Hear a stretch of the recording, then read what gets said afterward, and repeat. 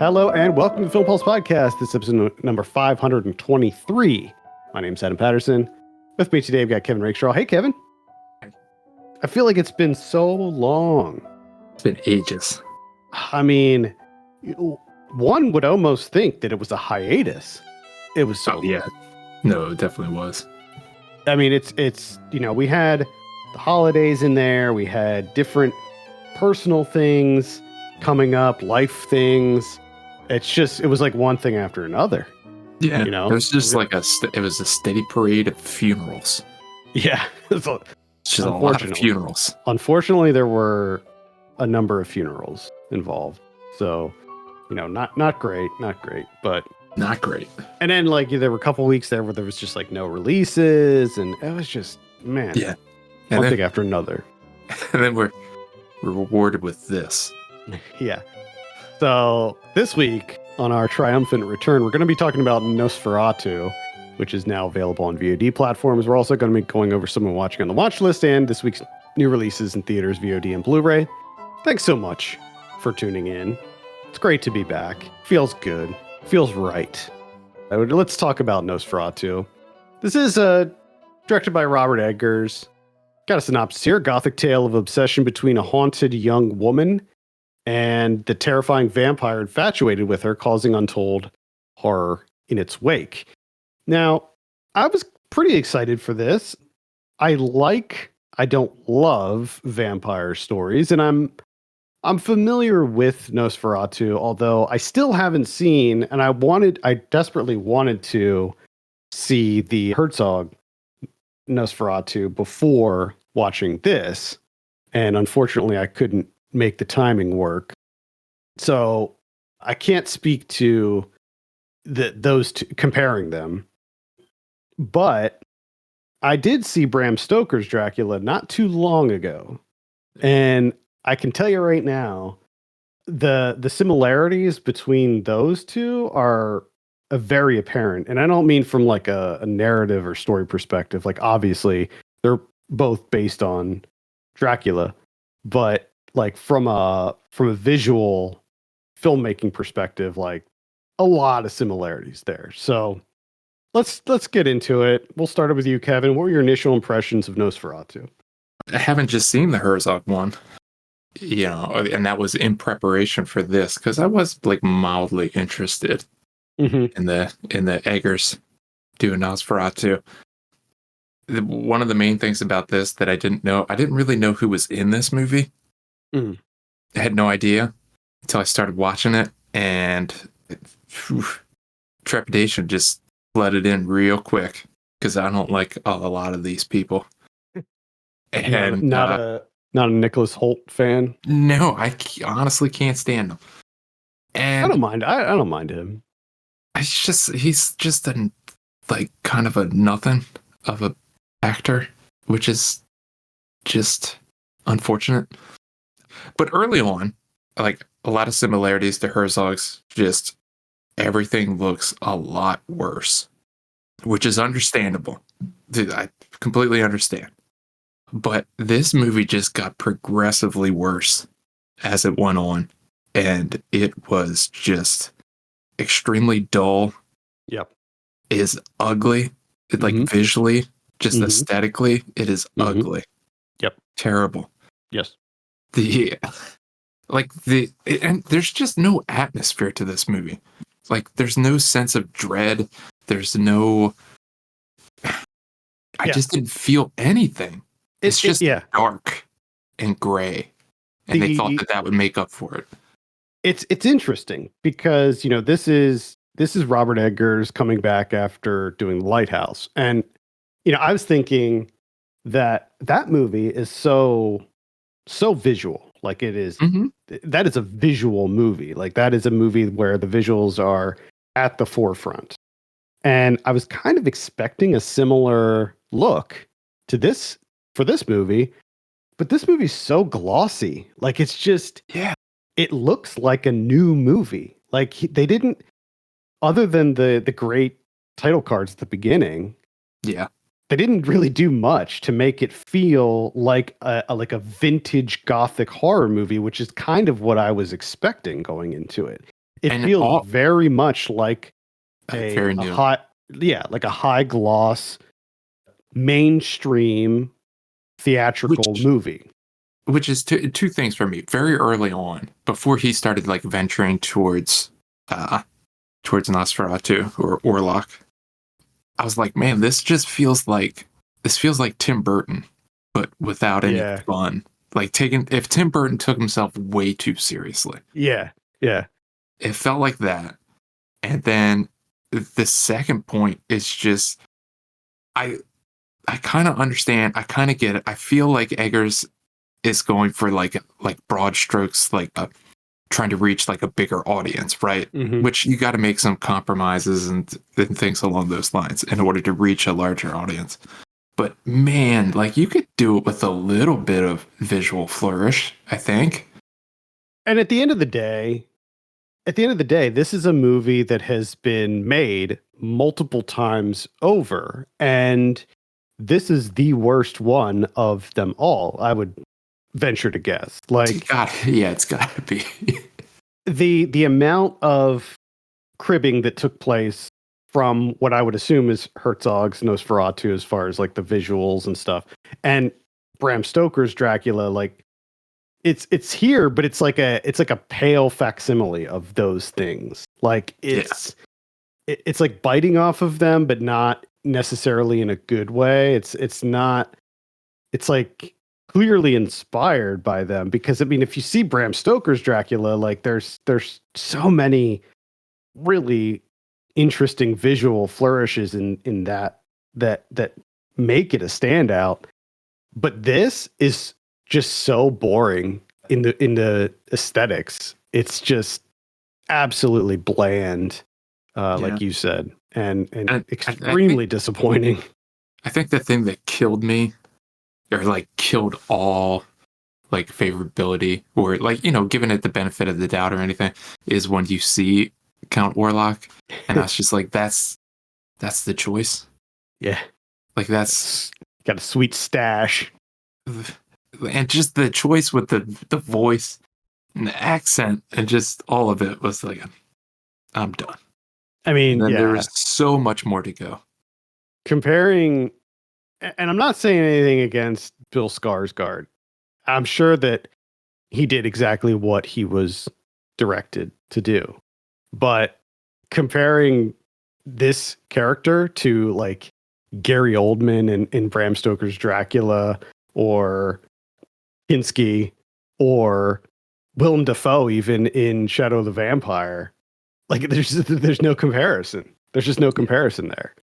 He was goofy in this. Like he looked goofy to me. He looked very goofy. And in all honesty, that pretty much everyone in this movie is not really giving it that much. Like there's not too much life to their performances outside of Simon McBurney as Eric Knock. I think he does a great job. When Willem Dafoe shows up, it's like, oh, thank God we at least have like some smidgen of levity, where it's like, oh, at least we're not taking ourselves super seriously anymore. But that was just way too little too late, and just not enough, honestly. I mean, it was nice that he kind of made it a little more bearable towards the end. Yeah. But the whole time I was just thinking about, again, Coppola's Dracula, and thinking about the characters, like the equivalent character.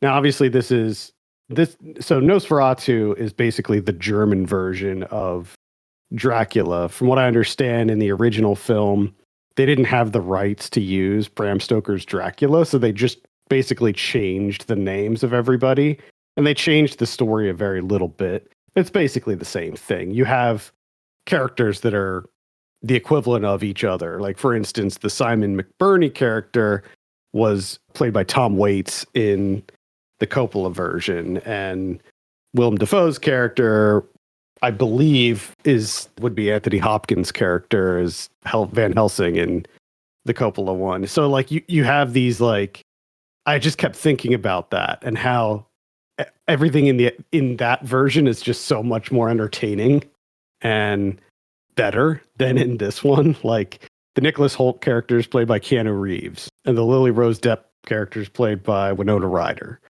And it's like the cast is just so much better, and Yes.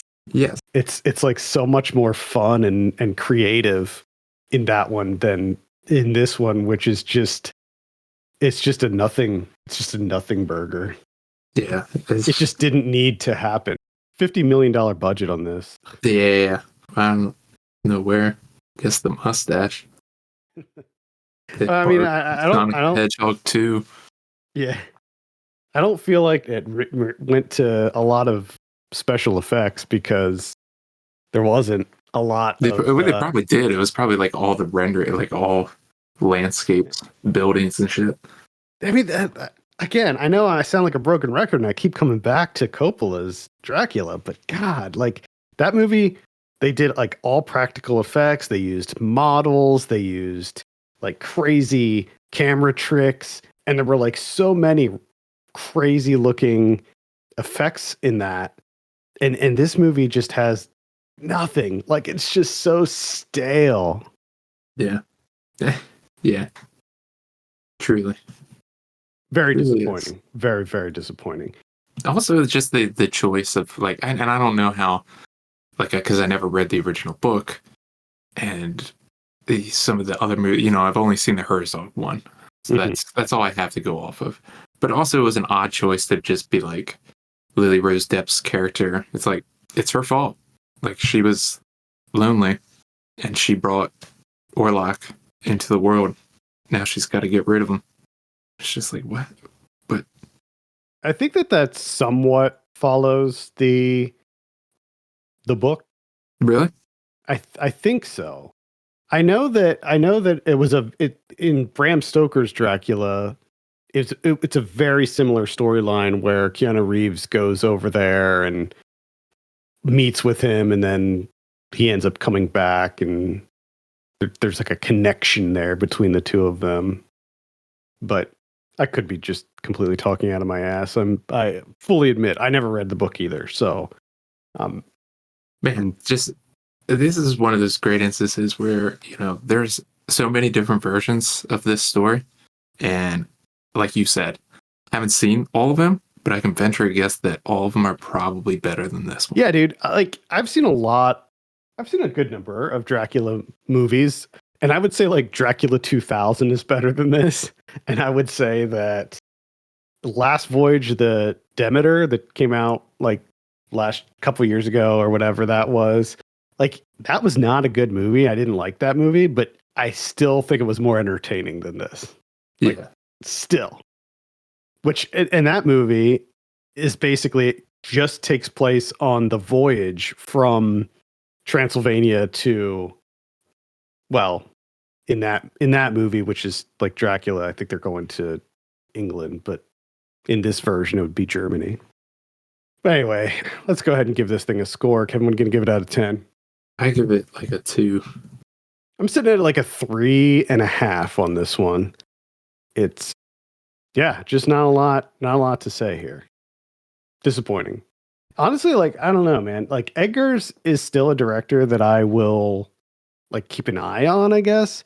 But also, like, I wasn't actually a big fan of The Lighthouse either.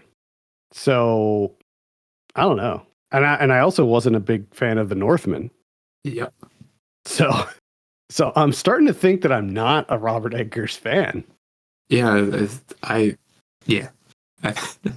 it seems like he's moving towards like trying to get bigger or play to a bigger audience, and it does not work. Like it doesn't work at all.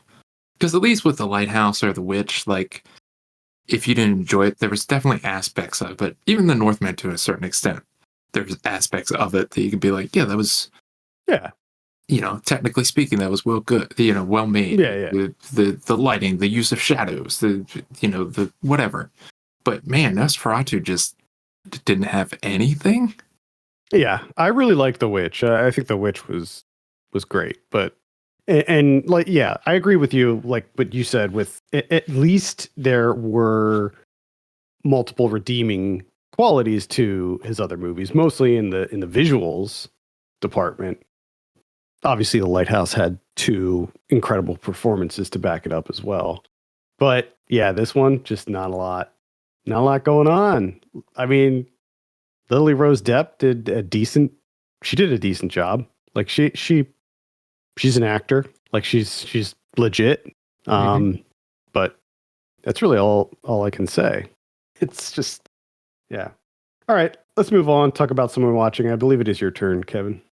I'm going to hit you right off the bat with Dagon, H.P. Lovecraft's Dagon, Oh, Gordon, 2001. this is on my watch list. I was actually planning on watching this like not too long ago. It's pretty good. I gotta say, it's pretty good. It's kind of batshit insane. The visuals are tough.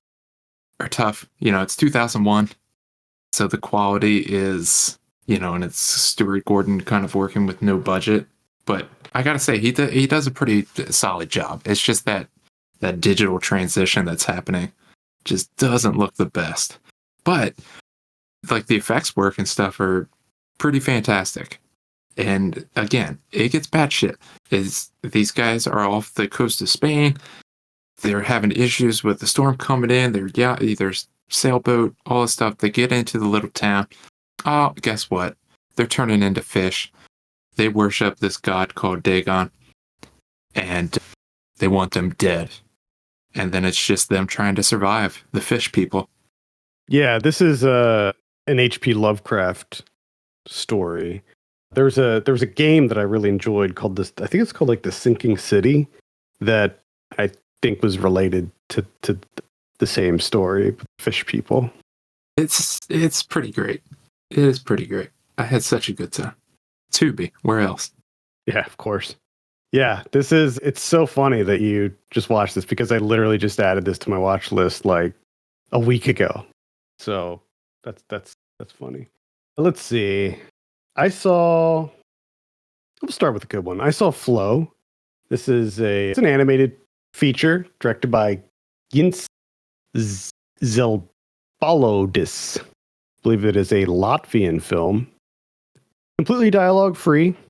It's about a cat who is in, I would say it's like an apocalypse situation.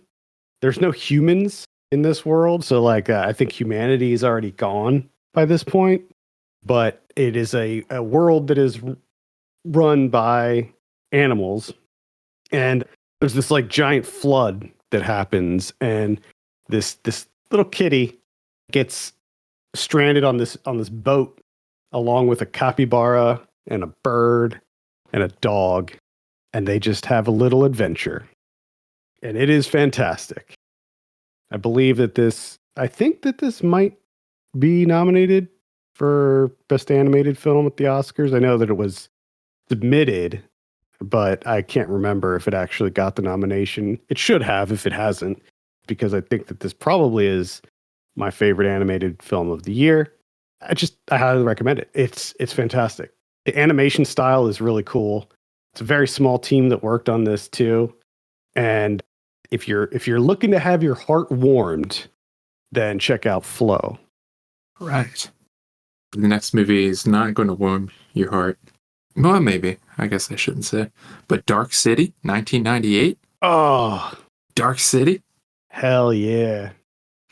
So this is the first time, I'm pretty sure this is the first time I've ever seen this movie. And I gotta say, I love the story here. I love the idea.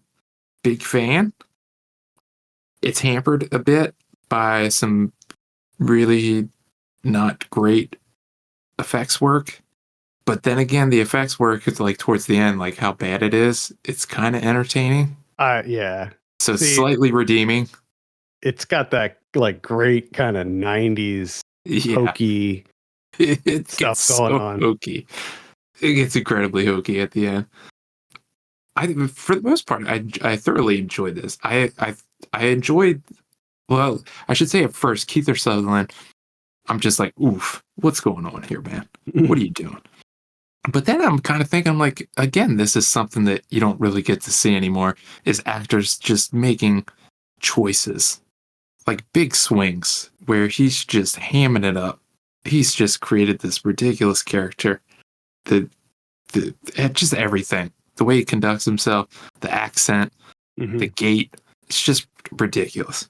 So I came around on that. The only thing I didn't come around on was main character played by Rufus Sewell.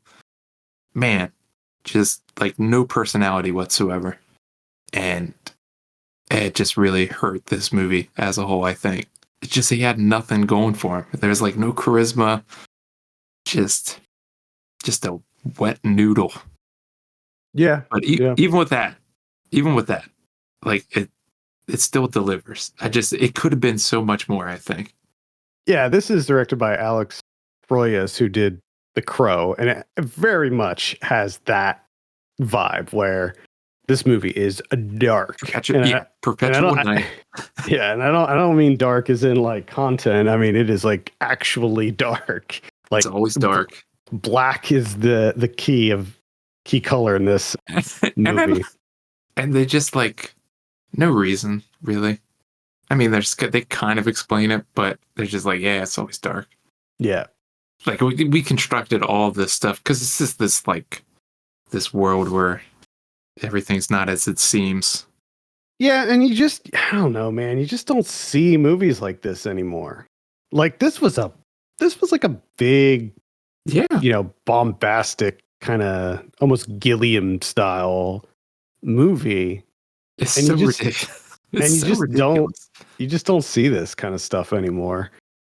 Yeah, I'm a big fan of Dark City. I saw Heretic. This is directed by Scott Beck and Brian Woods. It's the horror film with Hugh Grant. Basically, you have two Mormon missionaries who visit the house of Hugh Grant, and he ends up sort of trapping them in his house, and things take a very interesting turn when he starts to challenge them on their faith. This is a movie that I really wasn't sure what to expect going into it, because the trailer, thankfully, keeps things pretty cryptic about like what's going on. And I really enjoyed where it went, because it's another one of those movies that kind of gets crazy. It kind of goes bonkers. And I very much appreciated that, and I had a really good time with it. Hugh Grant is fantastic in this as sort of this like very I don't even want to say evil, but like he's a very interesting character, a very interesting villain type character, we'll say. But I definitely recommend checking out Heretic. Kevin, I think you'll like this. A lot of really interesting discussions on like spirituality and religion and stuff like that. Yeah, I am slightly interested in this one. Very much takes it. Yeah, I like where it goes. It keeps you guessing throughout too, which I like. Okay. All right. I watched Gloria, John Cassavetes' 1980. This is not his penultimate film. Whatever the word for before penultimate is. I don't know. But I don't either. Third to last. Look it up. I'm sure Google will tell you. Gina Rollins, she plays kind of like this neighbor / formerly involved with the mob. And her neighbor, the mob is coming to kill him. You know, he's got the books and he's turned it over, state's evidence. So the mob is coming to kill him. She just happens to pop by, and the guy, before he gets killed, played by Buck Henry, is like, take my son, take him. Here's the book. Take him, keep him safe. And she's like, I don't really want to do that. I hate kids. And he's like, nah, you got to do it. He also had other kids, but he didn't give those kids to her. He just let them die, which was odd. But anyways, so she leaves. Now she's got this kid, and she's running from the mob. This is just like a 2-hour movie of Gina Rollins running around with this kid in New York while the mob's after her. And essentially what she does is she smokes a lot. Mm-hmm. She shoots gangsters in broad daylight nonchalantly. Nice. Just shoots them. Just starts blasting. And then like there's the first scene where she blasts them. Fucking blast them right in the face. And then they wreck their car. And she just turns around. She's like, taxi. That's it. That's the scene. Nice. Like, it seems like this is all set up just for Gina Rollins to have fun, and she's having fun, and it's fun to watch. Like, she's such a badass in this movie.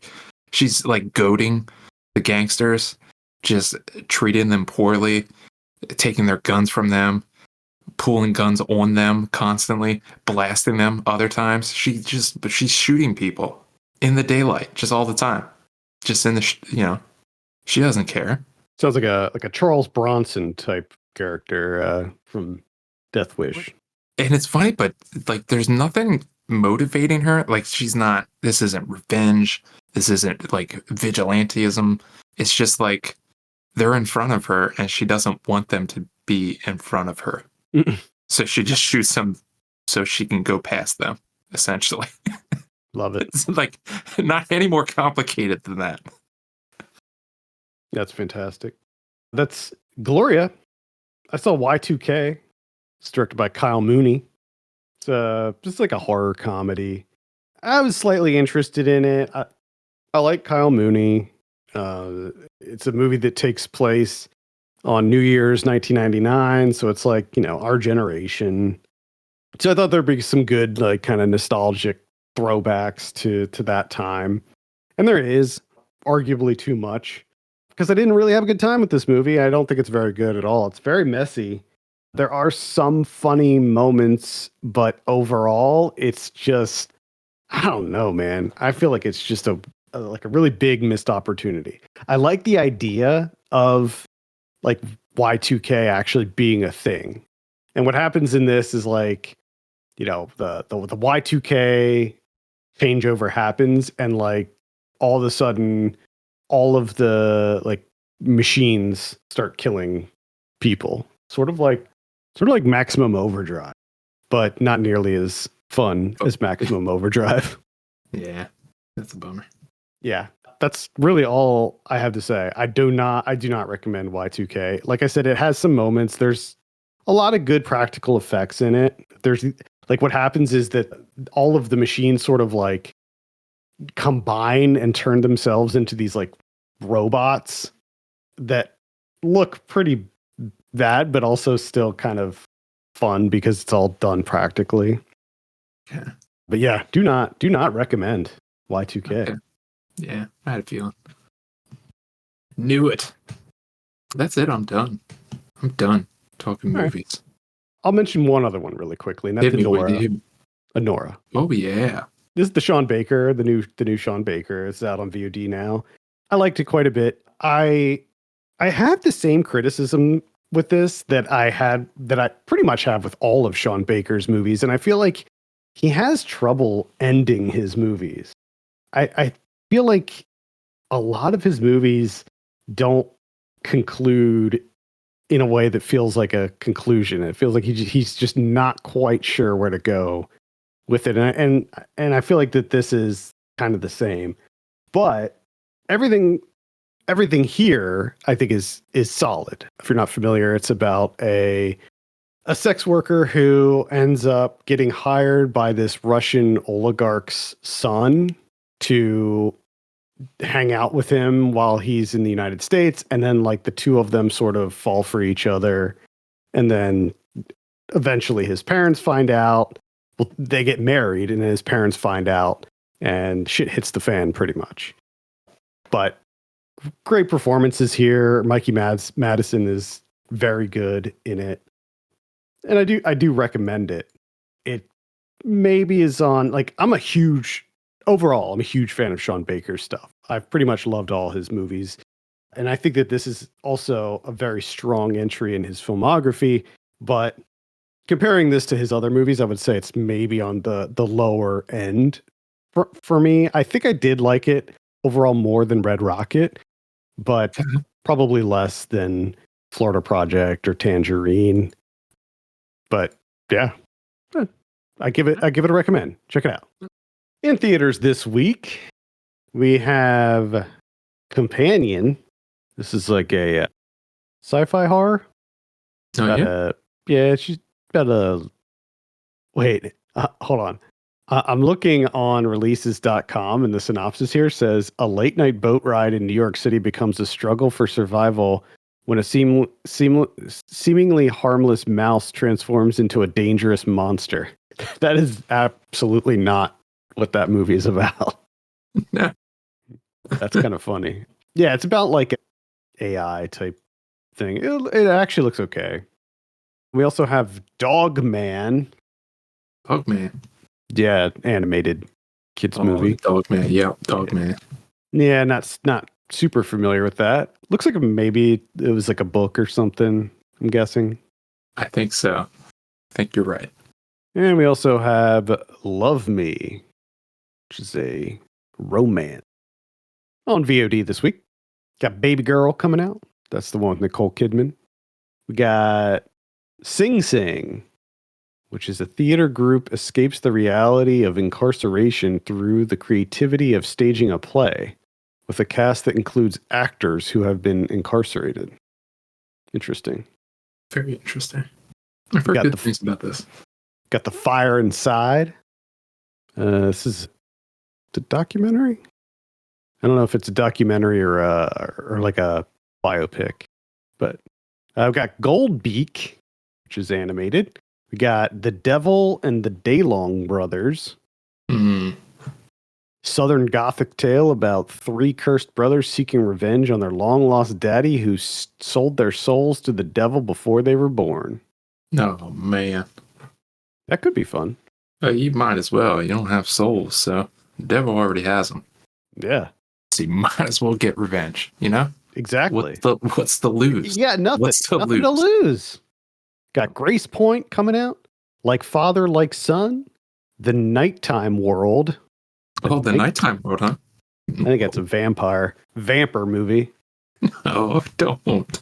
Oh, it's an anthology. I see. Experience 4 spine-chilling stories woven into one dark and seductive fantasy. And then, right. I love that. And then the next couple words, a late night podcaster. Yeah. Nope. Sorry. That dark and seductive fantasy you're talking about. Yep. And I am now checked out. All you have to say is a late night podcaster and I'm done. Let's see. We got Not an Artist. What is this? Papas, a young woman, is accepted into a residency program created by the wealthy, enigmatic benefactor, the Abbot, played by Riza, for high potential artists suffering from creative constipation. Interesting. This is a comedy, it looks like. Might look into that. We've got Nightlife, which is Knight. Night. Nightlife. A diverse group of dedicated men and women who bring the Middle Ages to the present day. I guess these are about the people that do like the jousting and stuff. Yeah, sure. Got Blades in the Darkness. There's a lot of dark stuff going on. I know. Well, we live in a dark time. That's true. Makes sense. Got Freelance. Katie, a freelance video editor in desperate need of work, receives a high-paying offer to edit a cryptic and bizarre video from an anonymous employer. Sounds very familiar to me. Sounds like a mystery. Riot on Red Church Street, the director's cut. And then finally we got Clone Cops. Clone Cops. In a future dumbed down by next day delivery, the conglomerate Nefaria Corp dominates human existence through high-tech, great deals, and free delivery. All right. Okay, sure. On Shudder this week, we got Dark Match. There's another dark one for you. Dark Match. A small-time wrestling company accepts a well-paying gig in a backwoods town only to learn too late that the community is run by a mysterious cult leader with devious plans for their match. Oh, they're going to sacrifice him. Probably. Any money. Very, very likely, I would say. Very likely. Amazon Prime has You're Cordially Invited coming out. That's the comedy with Will Ferrell, Reese Witherspoon. It's not look very good to me. Mm-mm. On Netflix, we have Luca's World. Oh, yeah. Determined to help her son, who has cerebral palsy, Barbara takes her family to India for an experimental treatment.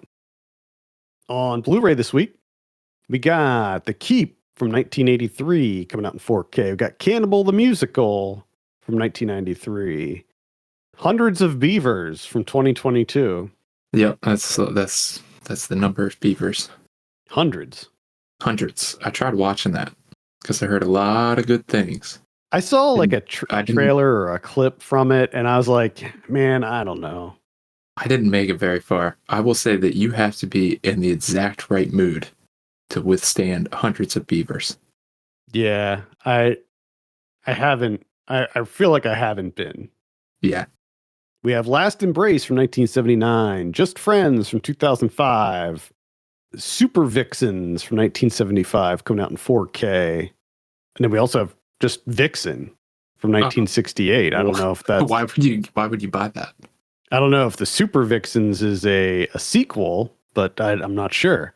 I mean, if you had your choice between the two, what would you pick? We also we have Beneath the Valley of the Ultra Vixens.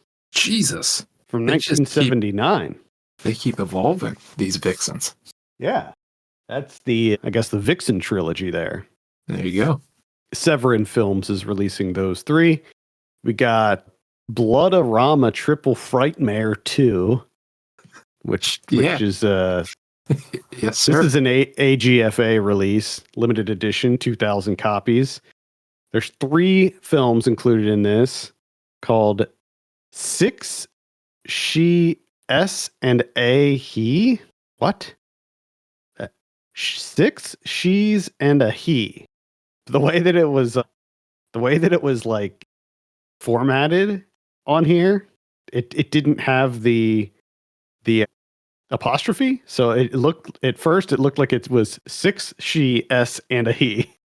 Anyway, sure. We have also included in that set is Follow That Skirt and The Undertaker and His Pals. Well, those all sound terrible. Yeah. Those are from the early to mid 60s. Got Sea of Love from 1989, Black Eyed Susan from 2024, The Coffee Table from 2022. If you haven't seen The Coffee Table yet, and you're looking for something really dark, you could check out The Coffee Table. Cash Calls Hell from 1966, Iced from 1988. What is that? That looks like it might be one worth. A group of childhood friends are invited to the opening of a posh ski resort, unaware that an old nemesis has murderous plans in mind for them. Yep.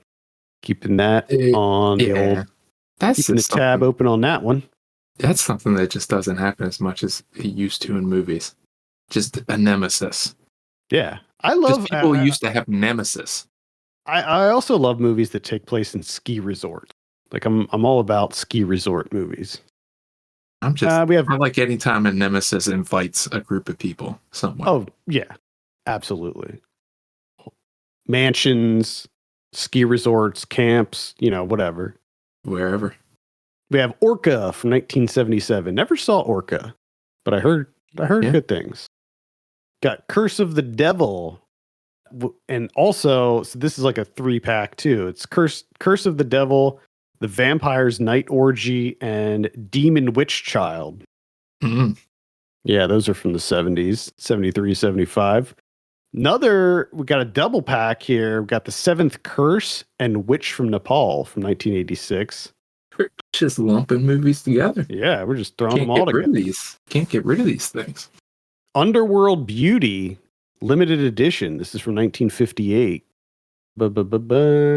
Smiley Face from 2007. The Sacrifice Game from 2023. Opera, Dario Argento's film from 1987 is coming out in 4K. Big fan of that one.